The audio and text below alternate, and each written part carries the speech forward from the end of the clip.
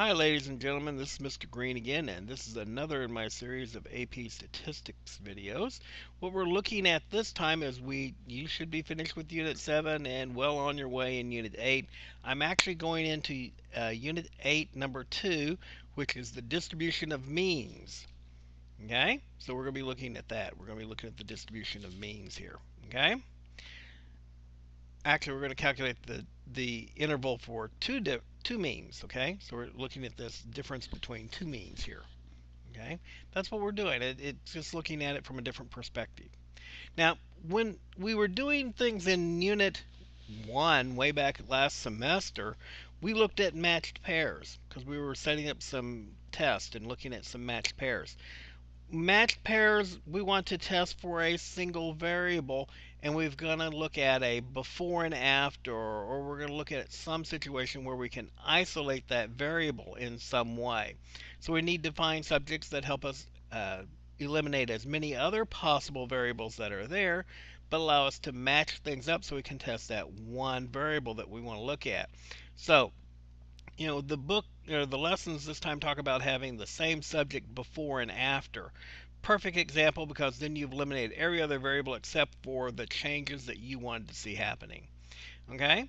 And then maybe looking at their right side versus their left side. Same person doing both of them. You're eliminating all other variables that just the difference between their right side and their left side. Sometimes after some period of time you bring someone back in and you look at something different there.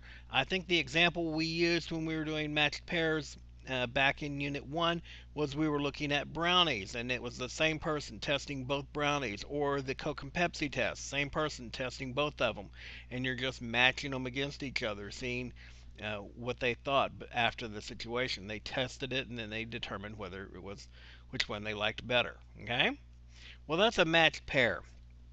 So one of the things that you're going to have to do here is you're going to need to make certain you're showing normality. For us to do this correctly, we need to show that our data was normal. Okay? So you can use the size of n. So remember, large size sample sizes are pretty much always normal. So that's one way of doing it. Otherwise, show a histogram or a box plot if you've got the data that you can do that with. Okay? Sorry, hot chocolate.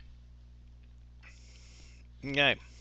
So here's a problem. It says the design of a controls of instruments affects how easily people can use them. A student project investigates this effect by asking 25 right-handed students to turn a knob with their right hands. That moved an indicator. Okay? So there's two identical instruments, one with a right hand threaded and the other with a left hand threaded. That means one you're turning to the right, the other you're turning to the left. This table is giving the times in seconds for each one of them to move it to the right and moving the right hand threaded one and moving the left hand threaded one using their right hand. Okay? And they had to be right-handed people. So the question is, for right-handed people, are right-hand threads easier to use? And we're going to use an alpha of 0.01 here. So, first question is this a matched pair? Well, if you look at it, we've got 25 subjects. The only thing that's changing between them is which instrument are they using. They're using their right hand on a right hand threaded one, and they're using their left hand on a right hand threaded one. So I think we can say that it is a matched pair. So our next thing that we're going to need to do is to create a single bit of data by subtracting the time of the right hand threaded from the left hand threaded and just looking at that difference in time. Okay? So I'm going to bring up my calculator here, and I'm going to press stat, and I'm going to press edit, and I'm going to go into L1 here, and I'm going to clear it. Okay? And I'm going to go over here to L2, and I'm going to go up here and I'm going to clear it. And I'm going to go over here to L3. Clear, come on, clear for me, thank you. And then I'm going to go to L3 and I'm going to clear that. Clear. Okay, I've cleared all three of those. So I'm going to go into L1 now, and I'm going to enter the right hand threaded data in here. Now I'm going to stop my video while I enter this data so that you don't have to watch me do that, but it won't take me long. Okay, I've entered both sets of data in here and verified that I have them correct. So here's what I'm going to do now. I'm going to go up here to L3. And for L3, what I'm going to press in here is I'm going to press second L1 minus second L2. What's that going to do? It's going to calculate the difference in them. It's going to take the right hand time minus the left hand time. And it's going to put that difference in here. Okay? So I want you to notice most of these numbers here are negatives, but here's every once in a while you'll see one that's a positive number. Okay? So here they're a positive number. And if I keep going down here, positive number, 38, positive 20. Okay, what is the difference between these? Well, the negative number would represent the fact that the right hand time is actually less, or is actually less than the left hand time. That's what it's telling you. Okay, the positive number is telling you, well, the left hand time is, the left threaded is a little bit more than the right threaded, so you're going to get a different number there. Okay, let's see here. See, the left threaded is more here, so you're going to get a negative number. See, they're the same here, you're going to get a positive 0 there. Here, the left threaded is less than the right threaded, so this one took a little less time, so you got a positive number here. Okay, so we're subtracting these numbers. Okay, does that make sense? Yeah, that's what we're trying to look for. We're creating a single data there, single data that we're going to look at. So if we calculate the mean of those numbers, how can we do that? Well, we can go in here to stat, we go over to calculate, we calculate the one variable statistics, and we're going to use L3 as our list of data. Why? L3 has the differences in there. Okay, and we calculate that difference. What do we get when we do this? We get an x bar of a negative 13.2. That's telling you what? It's telling you that this number here is greater than this number here. Is there any reason for us to go on?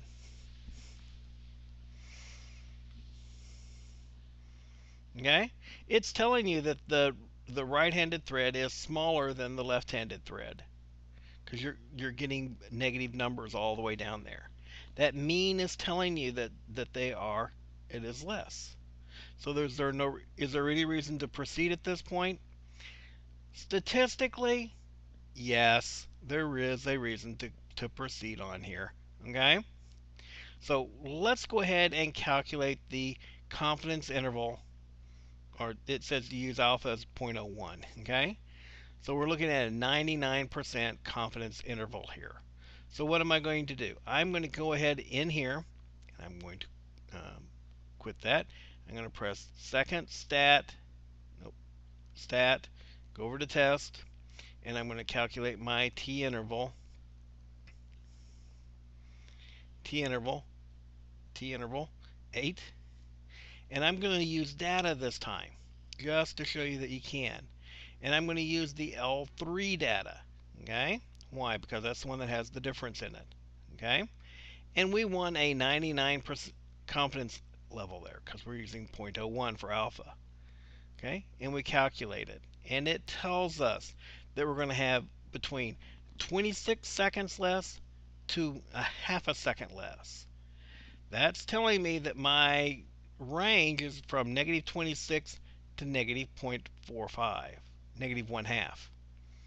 That's telling me it's 26 seconds less time, okay, on the right side than it is on the left side. You know what? I think I've got that written wrong down here.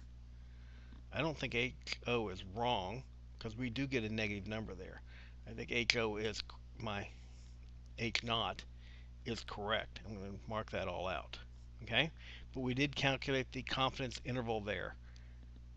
Okay? The confidence interval tells me that we're going to have a 99% confidence that our range, that our right hand threaded knob for right-handed people will be 26 seconds faster to 1/2 a second faster than the left hand threaded knob. That's what this is saying, and I just was repeating that sentence that I had earlier, right? So let's look at another one here. Two types of instruments for measuring the amount of sulfur monoxide in the atmosphere are being compared in air pollution experiment. The following readings were recorded for the two instruments on randomly selected air samples. So we got instrument A and instrument B. Are the instruments measuring the same amount of sulfur monoxide? Well, first of all, are they matched pairs? Looks like we got the same data sets going across here. They're using the same data sample on both pieces of equipment. The only thing we're going to see is the difference in the equipment. Yep, matched pair. So my hypothesis 0 is going to be that mu is 0, or there's no difference between them. So I'm going to stop the video and key the data in real quickly. Hang on. Okay, I've entered both sets of data in there. I've got L1 being the, was that the old instrument? Instrument A, and L2 is instrument B. So I'm going to go ahead and create L3 here. L3 is going to be L1 minus L2, because I don't think there should be any difference between the two, right? That's what we're going to see. Well, I see some numbers in here, okay, and they're going negatives and positives, so that's interesting there. What I want to do is I want to look and see if my data is actually normal. So what I'm going to do is I'm going to press second y equals, and I'm going to create a stat plot that is a histogram. Okay, so I'm turned on the stat plot, I turned on histogram, and I want to look at L1 data to begin with. And when I look at that L1 data and I graph it, I get, well, it looks mound shaped, looks a little skewed to the left here a little bit with this one high number over here, but it still looks like it's mound shaped type data. Okay, so if we look at that same histogram again for L2 data, and get down here and make that L2, second L2, oops, wait a second, it changed on me. I want to use that, and what did I do, pick a different plot? Oh, I picked plot 3, and I plot this one. You can't really see it because I got them both on there at the same time. Let's try that again. Okay, I didn't want to have 3 that time. I apologize. It makes it kind of confusing when I do that. So, second y equals, come down here to 2, and we want to look at second L2 data, enter, graph, and that one looks a little bit more mound shaped. Doesn't really show me any problems. So I'm going to look at box and whisker graphs here just to make certain that we're not having any issues with this data, right? So I'm coming here and I'm going to look at box and whisker graphs, and I'm going to go ahead and use this one here so that it'll show me if there are any outliers. And I do a graph, zoom 9, and do a graph on it, not showing any outliers. Like I said, shows a little bit skewed over to a little bit more in this data over here, so it skews a little bit that way. Not too worried about it. That's the L2 data. Okay, that one looked pretty normal to me. And so we do the L1 data this time, just looking at that box and whisker, seeing if we've got any issues here. Second L1, okay, and we do the graph, and I see that it, make certain it's zoomed correctly. Yep, zoom. That one looked pretty darn normal to me, right down the middle, well shaped. I think we're looking at a pretty good normal situation there. Okay. I show they're skewed a little bit, but they're mound shaped. The box and whiskers are not showing any outliers. So normality right here. Okay. And if you were asked on a test, you'd need to make certain you showed them how you calculated those things. And even if you did them on the calculator, sketching them out on the test is not a bad idea. Okay. So we want to find a confidence interval. Okay. N's 10, 95% confidence interval. So we really don't care about calculating it for each individual number. We're looking at calculating it for the difference. So I'm going to come down here and calculate a confidence interval, a T interval, for the data, and we're in L3, okay? And we're going to calculate a 95% confidence interval. 95, okay? And we calculate it. When we calculate that confidence interval, what do we get? We get this number, 0.022 and 0.126. Okay? Our x bar is 0.074 and our standard error is 0.067. What is that telling us? Okay? So I'm 95% confident that the two instruments are showing a difference range of 0.023 to 0.126. So I would, it says no reject, I would reject H0, that there's no difference, okay, with a degree of freedom of 9. What I'm saying here is because 0 isn't even in this range anywhere, okay, 0 is not in here in this range, I can't say that there's no difference between the two pieces of equipment. I would have to say that there is a difference between the two pieces of equipment. Okay? That they are calculating different amounts of sulfur monoxide. Okay? You guys seeing how I'm doing that? Okay. I do appreciate that you are sending me the fact that you're in AP Statistics. And if you have any questions, feel free to come to tutoring or send me a K-mail. Be glad to answer your questions. I look forward to seeing you next time.